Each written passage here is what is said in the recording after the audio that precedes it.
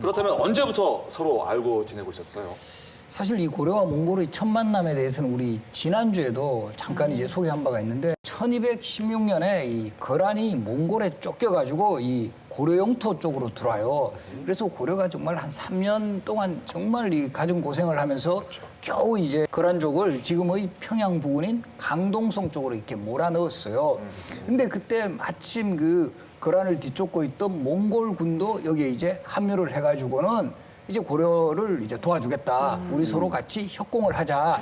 이렇게 돼서 결과적으로는 고려와 몽골의 연합군이 결국 이제 거란족을 완전히 이제 물리치는 이런 상황이 바로 이제 첫 만남이었죠. 그리고 이때 그 고려 장군으로 크게 활약했던 인물이 김치려, 조충 이런 장군들인데 그 당시에 그 몽골의 카친이라는 인물하고 서로 형제 관계를 이때 맺게 됩니다. 개인적으로. 근데 고려 입장에서는 굉장히 황당했을 것 같아요. 아무리 뭐 거란 때문에 애를 먹고 있긴 하지만 그동안 아무 관계도 없던 몽골이 국경을 넘어온 거잖아요. 그게 얼마나 큰 위기감으로 느껴졌을까요? 실제로 당황합니다. 이런 기록이 있어요.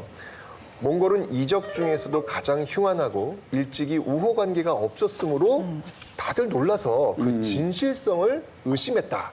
굉장히 이게 당황한 거죠. 근데 상황 자체는 뭐냐면 거절을 할 수 있는 상황은 아니었어요. 왜냐하면 이걸 거절해버리면 거란하고도 싸워야 되는데 몽골하고도 싸울 수밖에 없는 상황이 벌어질 수 있다는 생각이 든 거죠. 네. 그러니까 어쩔 수 없이 몽골과 연합해가지고 거란을 진압은 해요. 근데 진압 직후에 이제 몽골이 형제의 맹약을 고려한테 요구를 하게 되는 것이죠. 형제 관계라고 하니까 네. 군신 관계보다는 좀 나은 게 아니었을까라는 생각이 들어서 뭔가 좀 이렇게 수평적이고 훈훈하고 뭐 우애에 기반한 형제니까. 네, 이런 느낌이 있어요. 그래서 고려에게 좀 호감이 있었나 보다 그래도. 호감보다는 그 당시 몽골 사람들이 고구려와 같은 나라로 알았다는 건데요. 1260년에 고려 태자가 몽골에 가서 쿠빌라이를 만난 적이 있습니다. 이때 쿠빌라이가 이런 말을 합니다. 고려는 말리나 되는 큰 나라이다. 옛날 당태종이 친정했어도 뜻을 이루지 못했는데 지금 그 태자가 나에게 왔으니 이것은 하늘의 뜻이다. 진짜 고구려 얘기네요, 이거? 그렇죠. 고려. 그렇다면 고려 외에 또 몽골이 형제 관계를 맺은 나라는 어느 나라예요? 없습니다.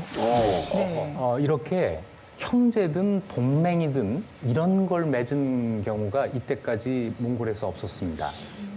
그때까지는 오로지 정복을 해서 멸망시키는 것만 있었고 나라를 그대로 둔 상태에서 어떤 그 맹약을 맺는다고 하는 것은 고려가 처음 그 해당하는 경우인데요. 그 이유에 대해서는 지금 밝혀져 있지를 않습니다. 아마 고구려를 연상한 강대국으로 보는 그런 생각이 영향을 미쳤을 것이다. 또는 그 당시 몽골의 주된 관심이 중앙아시아와 중동 쪽에 있었기 때문에 동쪽에 있는 고려에 대해서는 이 정도 선에서 마무리를 해두려고 하는 어떤 전략적인 판단 이런 것이 있지 않았을까 이렇게 추측을 할 뿐입니다. 그러면 몽골은 고려를 정말 형제처럼 대접해 줍니까? 우리 예전에 그 국어책에 나오는 의좋은 형제 막 이런 요거 뭐 형님 동생한테 막 이렇게 곡식 주고 막 이러는 이 그런 형제가 아니라 이 형제 관계를 완전 거꾸로요. 동생한테 뺏는 관계가 돼버렸다라는 거죠.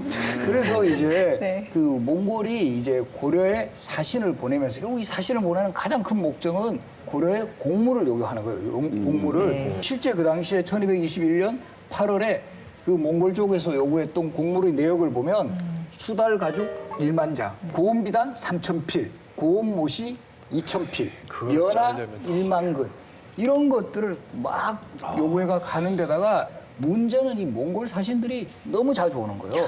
그래서 이거는 여기서 지금 받고 있는 중에 또 저기 계속 대기조가 오는 거예요. 오고 있다.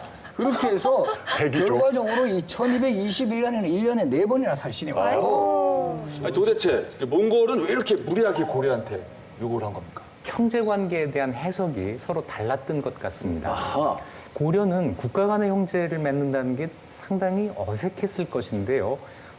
마침 100년 전에 금나라와 똑같은 관계를 한번 맺은 적이 있습니다.